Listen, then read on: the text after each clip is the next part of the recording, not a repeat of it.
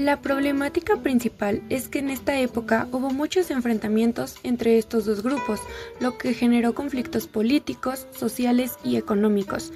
Esto pasó porque no había un diálogo ni tolerancia entre ellos, entonces, en lugar de llegar a acuerdos, surgieron guerras civiles, inestabilidad política y una gran división en la sociedad.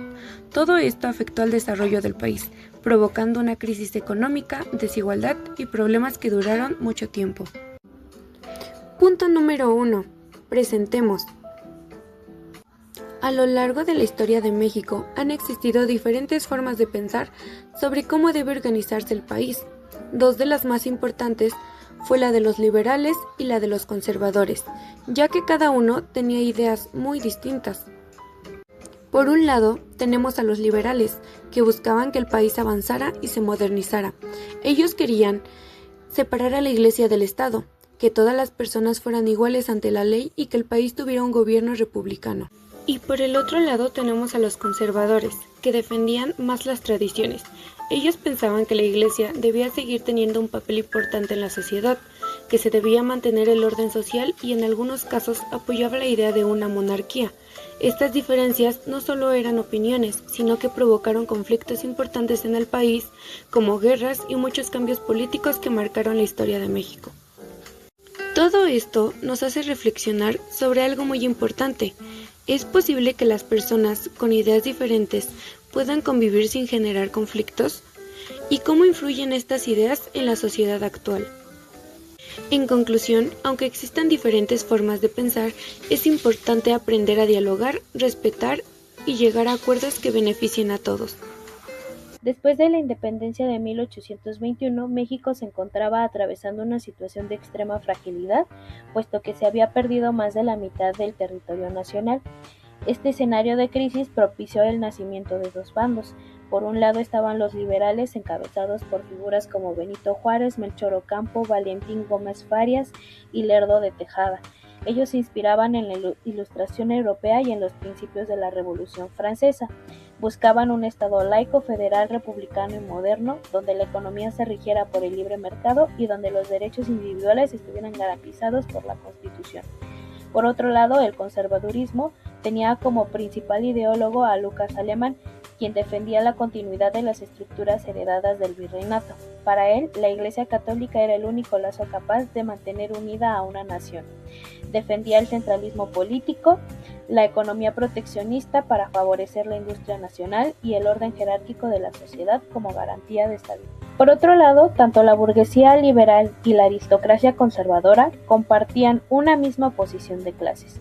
Ambas vivían del trabajo ajeno, controlaban los medios de producción, la tierra, el capital, el comercio y construían sus proyectos políticos en función de sus intereses económicos. Los campesinos y jornaleros agrícolas representaban la mayor parte de la población activa.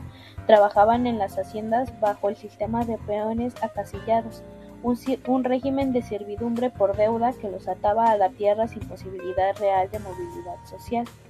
El libre comercio liberal, aunque prometía modernidad, arruinaba a los artesanos tradicionales que no podían competir con los precios de las fábricas europeas. Mientras que en el ámbito de la educación, para los conservadores era responsabilidad de la Iglesia Católica y la formación que impartía estaba centrada en la doctrina católica, la obediencia a la jerarquía y la reproducción de los valores del orden establecido. Para los liberales, la educación era laica y pública y era la condición necesaria para construir ciudadanos modernos, racionales y patrióticos. La erradicación de la pobreza en México enfrenta obstáculos que tienen raíces en el siglo XIX. Por ejemplo, la concentración de la riqueza en pocas manos limita la base fiscal del Estado, que recauda apenas el 14.6% del Producto Interno Bruto en impuestos, muy por debajo del promedio de la OCDE, que es el 33.8%. Esta insuficiencia fiscal reproduce el círculo vicioso del siglo XIX. Sin recursos, el Estado no puede invertir en educación, salud e infraestructura de calidad. Por otra parte, la alta informalidad laboral que afecta al 48.2% de los trabajadores.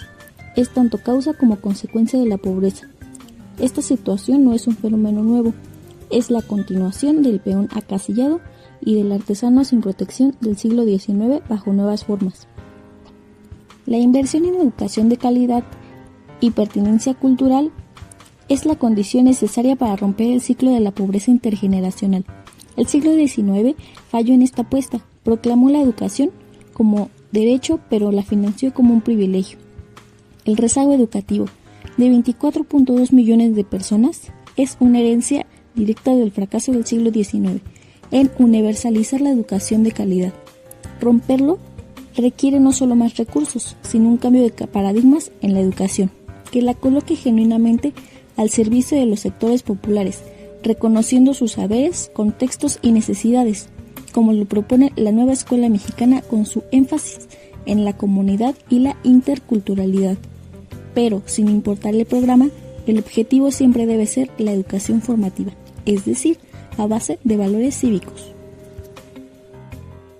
Durante la primera mitad del siglo XIX, México estaba atravesando una grave crisis después de su independencia de la corona española.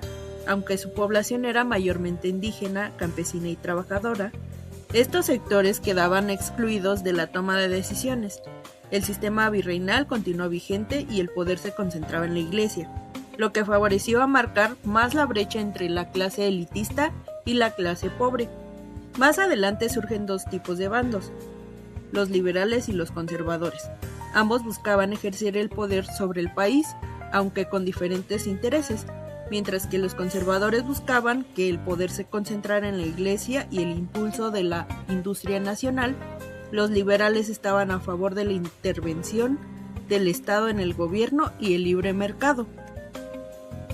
¿Qué es lo que ha cambiado desde el siglo XIX hasta ahora? En el ámbito político, con la instauración de la Constitución de 1917, se reconocen derechos laborales, agrarios y sociales, a la vez de la expansión de la educación pública. La Iglesia perdió el control directo sobre la educación, el registro civil y el patrimonio inmueble que detentaba en el siglo XIX. La urbanización transformó la geografía social del país, creando nuevas clases medias urbanas con mayor acceso a la educación y los servicios. ¿Y qué es lo que permanece? La desigualdad estructural que Humboldt documentó en el México colonial sigue siendo una característica definitoria del país en el siglo XXI. El rezago educativo sigue siendo una realidad masiva. En 2024, el 24.2 millones de personas presentaban rezago educativo en México. La promesa liberal del siglo XIX de que la educación pública universal transformaría la sociedad sigue sin cumplirse plenamente para los sectores más marginados.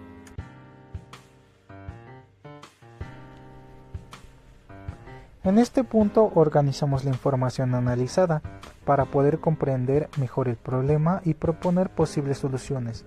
A lo largo del trabajo observamos que el conflicto entre liberales y conservadores no solo fue un problema del pasado, sino que dejó consecuencias que aún afectan a la sociedad actual, como la pobreza, la desigualdad y la falta de oportunidades. Esto nos lleva a pensar sobre qué modelo ha sido más efectivo. Por un lado, las ideas liberales promovieron la igualdad, los derechos y la modernización del país, mientras que las ideas conservadoras buscaban mantener el orden y la tradición. Actualmente, ambas formas de pensar siguen presentes en la política y en la sociedad. Sin embargo, el problema principal no es solo elegir una postura, sino la falta de diálogo entre diferentes ideas.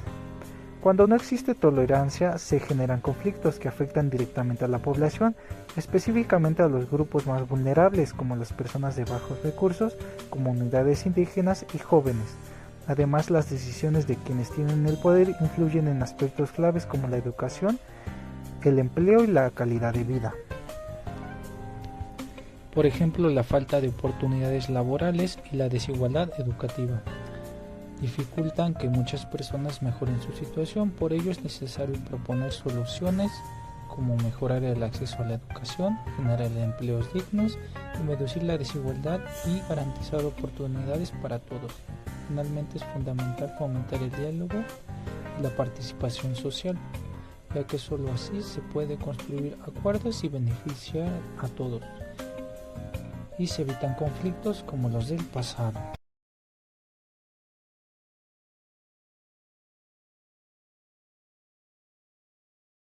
La vida cotidiana está rodeada de productos, ropa, tecnología, comida empaquetada, objetos que adquirimos muchas veces sin preguntarnos realmente si los necesitamos. A esto lo llamamos consumismo, pero siempre ha sido así. Vivimos en una sociedad donde constantemente se nos invita a comprar más, renovar lo que aún funciona y buscar una satisfacción en lo material, llevándonos nuevamente a preguntarnos, ¿realmente consumimos porque lo necesitamos o porque hemos aprendido a desearlo? Estamos rodeados de cosas que compramos y usamos constantemente, pero ¿alguna vez te has detenido a pensar qué cosas compran ustedes y sus familias con frecuencia? ¿Cómo deciden qué comprar? Ahora pensemos en algo que está próximo a suceder, el Mundial 2026, que se llevará a cabo en México. Algo con lo que nos hemos encontrado es la publicidad, camisetas de equipos, balones, banderas y un sinfín de productos relacionados con el fútbol. Con lo cual nos preguntamos, ¿has querido comprar algo del mundial? ¿Por qué? ¿Qué hacemos con esas cosas después? ¿Las seguimos utilizando o se dejan de lado cuando se termina la emoción del mundial? Si nos detenemos a mirar nuestro entorno, podemos deducir que la publicidad influye en lo que queremos comprar, qué tanto de lo que anuncian realmente es funcional para nosotros, a dónde va toda la basura que generamos. ¿Tener más cosas nos hace más felices? ¿Qué impacto tiene el consumismo en el medio ambiente? En el consumo se intercambian mercancías motivadas por diversos intereses. Sin embargo, en toda mercancía conviven dos tipos de valores, el real y el ficticio. El primero se refiere a la existencia misma del objeto o servicio, es decir, a sus cualidades, características físicas y su origen. El segundo corresponde a una valoración cuantitativa relacionada con su costo, así como el desarrollo técnico o científico requerido para su elaboración. Esta segunda forma es conocida como fetichismo de las mercancías, concepto que implica la atribución de características exageradas o simbólicas a los productos, muchos de los cuales adquieren un valor especial no por lo que son, sino por lo que representan. ¿Se puede dejar de ser consumista? En un mundo industrializado, donde los centros comerciales fomentan el hábito de consumir por consumir como un estilo de vida, valiéndose de estrategias de engaño como la publicidad, mercadotecnia y moda y ocio, solo hay ganancias para el capital relacionado con este tipo de comercio de bienes y servicios. El sistema económico provocando afectaciones en la economía familiar, el medio ambiente y la constante presión social. Se intercambian mercancías motivadas por diversos intereses. Sin embargo, en toda mercancía conviven dos tipos de valores, el real y el ficticio. Un ejemplo sería la ropa de marca. El valor real, pues simplemente tiene la función de cubrir el cuerpo y protegerlo del clima.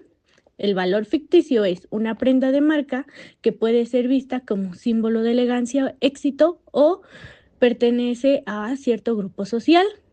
Por ello, las inquietudes suelen ser: ¿por qué se compra más cuando diversas personas famosas anuncian productos que no necesitamos o que ya tenemos?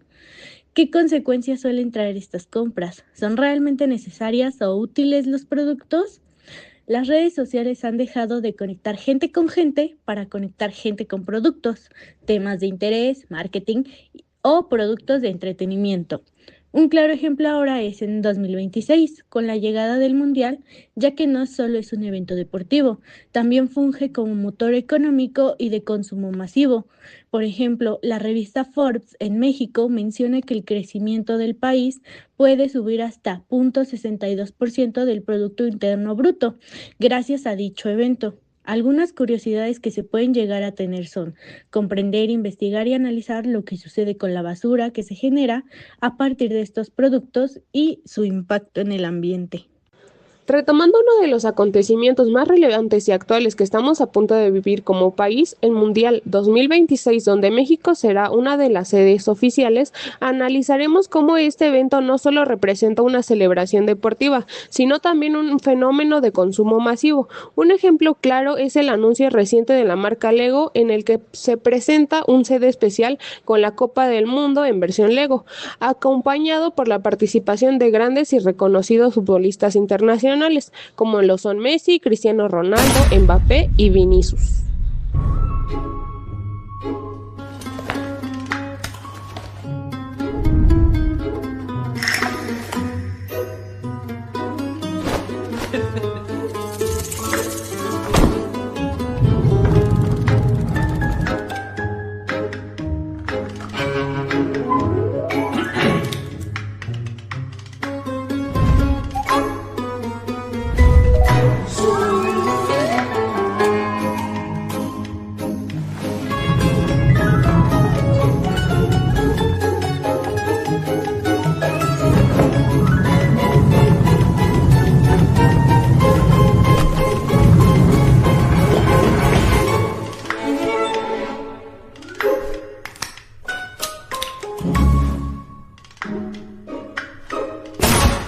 El comercial no solo muestra un producto, sino que vincula emociones como orgullo, admiración y pertenencia. Al ver a figuras admiradas promoviendo el set, el mensaje implícito es de adquirirlo.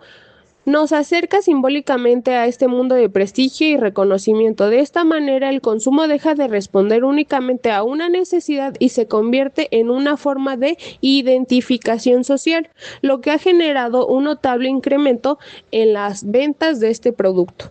Sin embargo, este fenómeno no es nuevo. La relación entre consumo y estatus social comenzó a consolidarse en México desde el siglo XIX, particularmente durante el gobierno de Porfirio Díaz en el periodo del Porfiriato.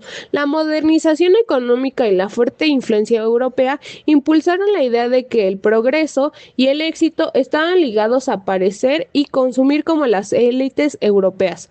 Espacios comerciales como el Palacio de Hierro simbolizaban elegancia, modernidad y distinción. Vestir ropa importada, utilizar productos extranjeros o frecuentar lugares exclusivos se convirtió en una forma de demostrar posición social. Fue en ese momento cuando empezaron a consolidarse estereotipos que aún persisten. La idea de que valer depende de lo que se posee, que consumir marcas de prestigio otorga reconocimiento y que el éxito se refleja en los objetos materiales. Estos imaginarios sociales, construidos desde el siglo XIX, han evolucionado con el tiempo, pero mantienen la misma lógica. Hoy, las marcas de alto valor y la publicidad emocional y las presencia de celebridades refuerzan ese mismo mensaje, ahora amplificado por los medios de comunicación y las redes sociales. Al observar esta imagen compartida, vemos que el escenario ha cambiado, pero la intención es la misma. A finales del siglo XIX, recintos como el Palacio de Hierro educaron al mexicano para desear el lujo y el estatus europeo como símbolo de progreso. Hoy, en 2026, esa vitrina se ha mudado a la palma de nuestra mano. La inmediatez de las apps de compra refuerza lo que analizamos como el valor ficticio de la mercancía. Ya no compramos por necesidad, sino por la identidad que el objeto nos otorga en la sociedad actual. El contraste más crudo no está en lo que compramos, sino en lo que desechamos. En los mercados del siglo XIX, el consumo era local y biodegradable, utilizando canastos de papel, y hoy la emoción pasajera del Mundial 2026 deja atrás de sí una huella imborrable de plásticos y envoltorios desechables. Este es el verdadero resto del problema. Mientras el valor ficticio del producto desaparece al terminar el evento, el impacto ambiental de nuestro consumismo permanece como una herencia crítica que debemos cuestionar desde la escuela primaria para transformar nuestra relación con el entorno. Asimismo, al analizar la infancia, notamos que la publicidad ha moldeado los deseos de los niños desde hace más de un siglo. Durante el siglo XIX, los anuncios de juguetes de madera o metal ya comenzaban a crear necesidades en una élite que buscaba distinguirse. Hoy, ese fenómeno se ha multiplicado exponencialmente. En este 2026, los niños se enfrentan a la hiperconectividad y a los unboxings de productos del mundial que generan una presión social inmediata. Como resultado de nuestra investigación, concluimos que la escuela primaria debe ser el espacio donde los alumnos aprendan a cuestionar estas necesidades ficticias, entendiendo que su valor como personas no depende de lo que poseen, sino de su capacidad para analizar críticamente el mundo que los rodea. Las posibles soluciones son fomentar el consumo responsable, hacer listas antes de comprar y así evitar compras impulsivas, comparar precios y calidad antes de adquirir productos, reducir el uso de plásticos, reutilizar decoraciones o materiales de eventos anteriores, separar y reciclar residuos generados durante reuniones, preferir productos locales o de buena calidad y duraderos, evitar comprar artículos solo por moda o publicidad, intercambiar o reutilizar objetos con amigos y familiares, crear carteles, videos o exposiciones sobre el consumismo, promoviendo mensajes como disfruta el mundial sin gastar de más y compartiendo información en redes sociales escolares. Vivimos en un mundo que nos dice que tener es lo mismo que ser. Pero ¿qué pasa cuando nuestras compras dañan nuestro entorno? Hoy presentamos una ruta de trabajo para transformar el consumismo en conciencia, partiendo de nuestra propia realidad. Todo empieza en casa. En la fase 1 observamos nuestro entorno. El Mundial 2026 se acerca y con él la acumulación de productos innecesarios y basura.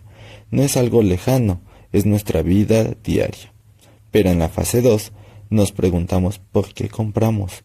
Descubrimos que la publicidad y la presión social nos venden un valor ficticio, buscando un estatus que los objetos no pueden darnos. Las consecuencias son reales, y esa es nuestra fase 3. No es solo basura, es el gasto innecesario de las familias y una identidad basada en lo material. Para no perdernos en la magnitud del problema, en la fase 4 delimitamos nuestra acción, que atacaremos primero. Quizás reducir las compras impulsivas o cuestionar la publicidad del mundial. Pasamos de lo gigante a lo abordable. En la fase 5 construimos alternativas. Aquí es donde entra el consumo consciente. Antes de pagar, preguntamos, ¿lo necesito o solo lo deseo? Proponemos un trueque, la reutilización de objetos mundialistas y la educación crítica. No solo ideas, son cambios de hábitos colectivos. También entramos en esta fase 6, la argumentación. No cambiamos por moda, sino por evidencia. Fundamentamos nuestra solución en el impacto ambiental y económico. Demostramos que modificar nuestros hábitos es necesario, viable y sobre todo urgente.